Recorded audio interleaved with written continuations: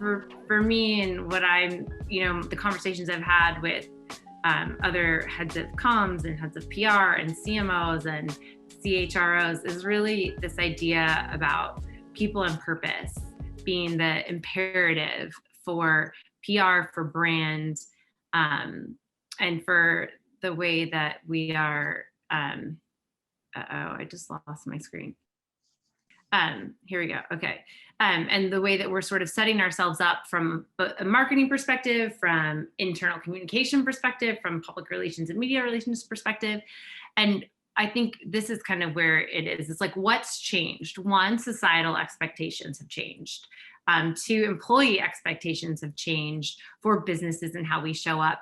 Digital transformation and the just overwhelming access people have to social media platforms, and then the amplification that is providing people. All of these things have kind of worked together to really shift the way that we have to plan our public relations and communications activities, and how we now sort of have eroded the silos between like HR comms, internal comms, marketing and brand efforts, public relations and media relations. And we've had all these things at play, and we've sort of seen it all kind of evolve over the last few years, but the pandemic obviously accelerated a lot of those things. And especially what we saw last spring with the cries for social justice and the movement and companies jumping in. We saw so much going on with cancel culture and the way that companies were being called out for how they were treating employees during the pandemic, whether or not they were protecting them, whether or not they were paying them fairly, whether or not they were providing healthcare services. There's a ton of really great research out there around what employees are thinking and what people are thinking. Morning Consult had a couple of really great reports that they did, but it's undeniable that people expect companies to be good and to do good. And it's not just your CSR arm anymore. It's really how you live and apply your values and how your employees are experiencing those values, because they're going to go tell the world how they are being treated because of that access and amplification provided by social media.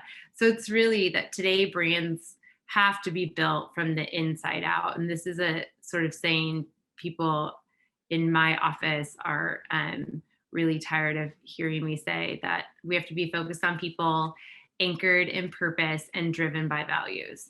And that for me is the framework for how we have to plan our communication, PR, and brand campaigns and strategies.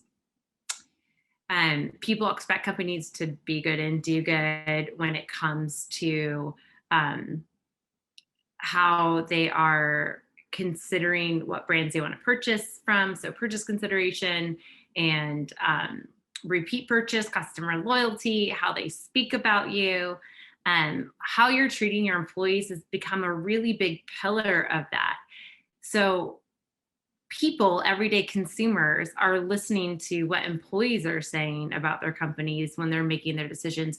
So it's not only the right thing to do to treat our employees well and to treat our communities well and to prioritize positive social change, but it's a business imperative, because we know that businesses do better.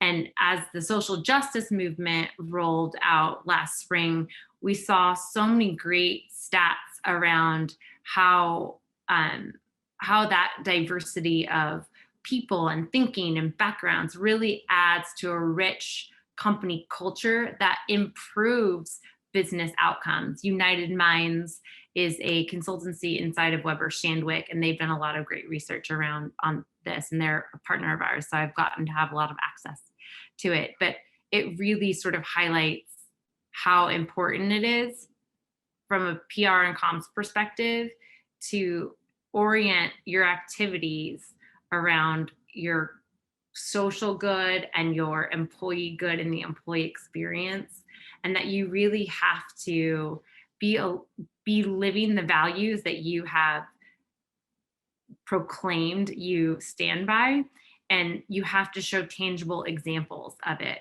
because people are going to call you out. We're all coming up really quickly on the anniversary of the murder of George Floyd.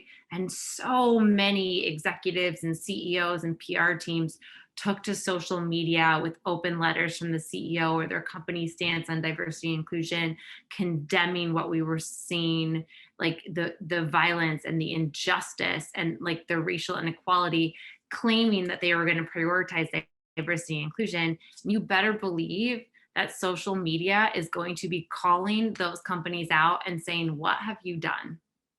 Because the new expectation, and I'm sure a lot of you have read the latest Edelman Trust Barometer, is that businesses are a significantly trusted institution, both by employees and by just sort of the general public. And they're looking and they're holding us accountable.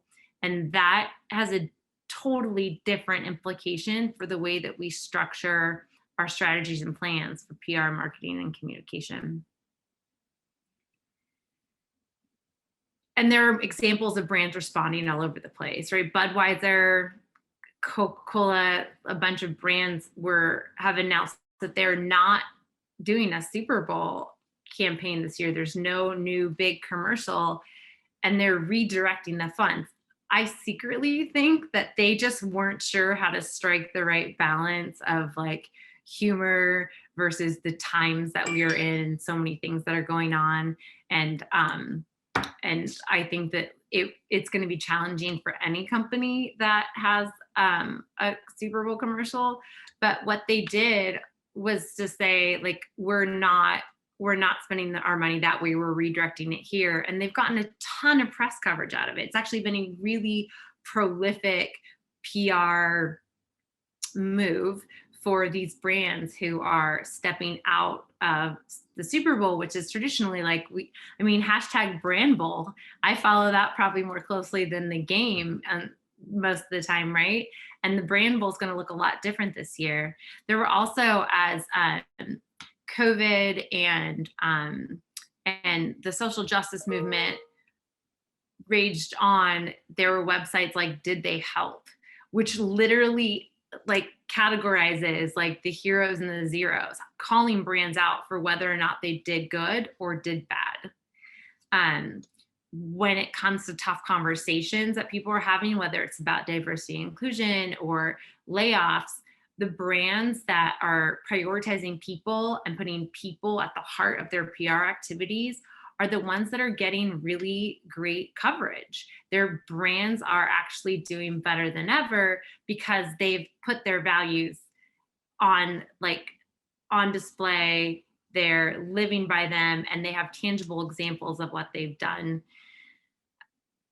The employee expectations have also shifted. One, they're looking to our employers more than ever before. Companies have had to make quick changes over the last year about how we're communicating to employees, and the digital transformation that we've seen so much previously focused on how we're reaching or targeting consumers and prospects, how we're sort of trying to get to customers.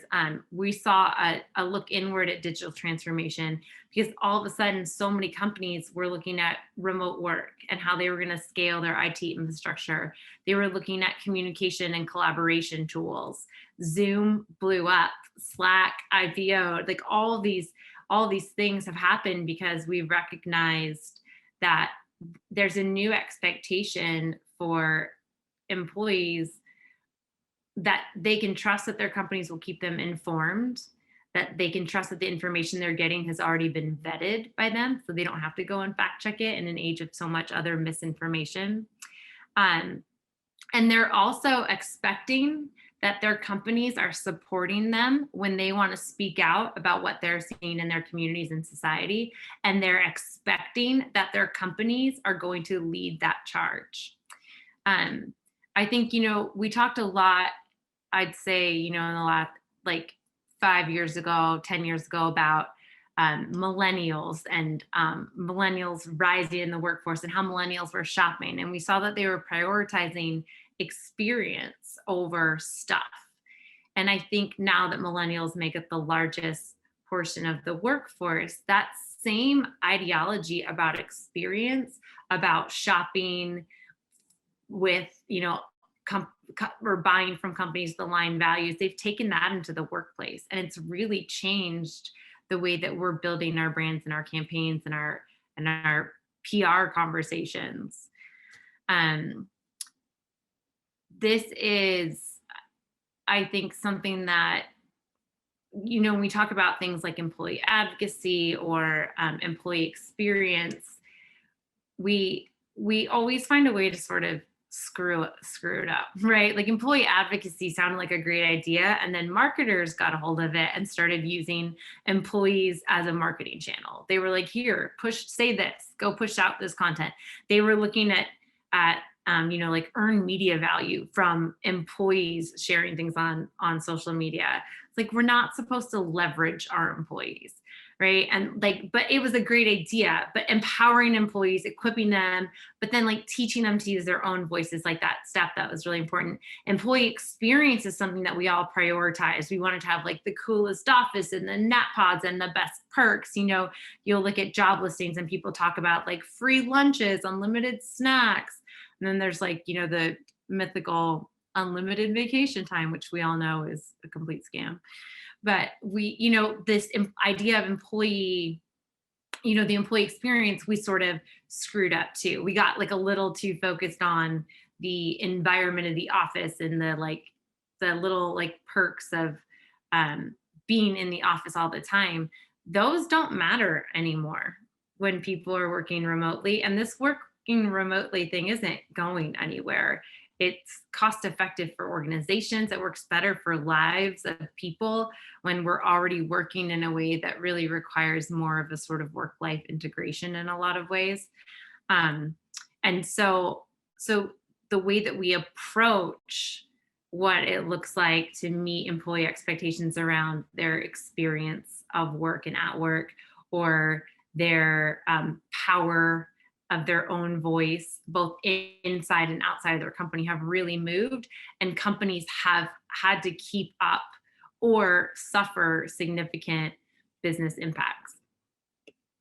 And again, this is really internal and external have to work together. We've got economic uncertainty and a global pandemic and a new presidential administration. We have the anniversary of the social justice movement coming up. We have a new focus on D&I from so many companies that was so long overdue. There's so many things at play, and there's so much emotion behind all of it. And we know that at the end of the day, I think we have this really important responsibility as communicators, marketers. Oftentimes, marketing sets the tone of the culture in most organizations, right? But we all have this responsibility, I think, as leaders, to make work feel good. When you have a bad day at work, you go home in a garbage mood. I'm trying really hard not to say bad words. But you go home in a bad mood, right? You have a tough day at work. You don't feel valued. You don't feel like you got the information that you needed to do your job. You feel disconnected. You don't know the culture, the values, or worse, your company is saying that they're all these great things, but your experience is very, very different. Or you're a frontline worker. You're in a factory or driving a truck or on a retail floor, and the corporate environment is so different from the environment that you're in every day. That feels bad, and you go home feeling bad, and you don't have energy for the rest of your life. When we make work better for people, maybe mommy doesn't need a bottle of Chardonnay before she can help you with your homework. Maybe dad has a little more energy to play video games with you or to go play catch. Maybe you show up at your house, and instead of going immediately inside, you spend 5 minutes to chat with your lonely neighbor.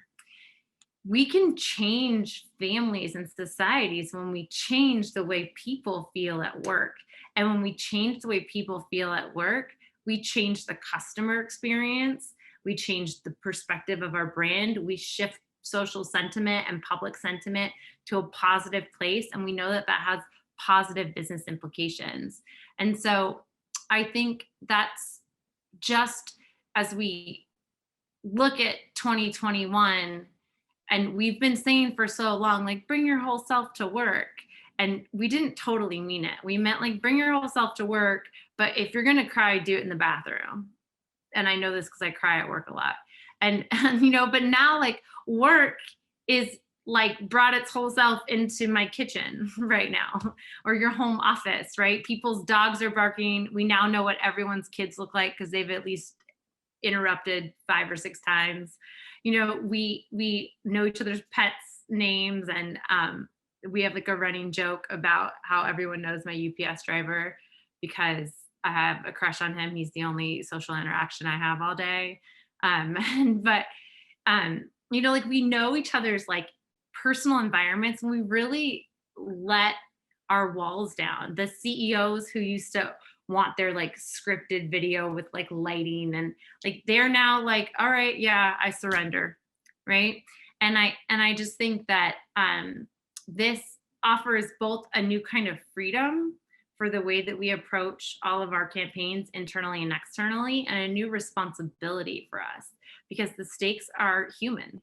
It's just bigger than it's been before, and that's really exciting. And it's also something that we need to sort of approach with a kind of like sacred nature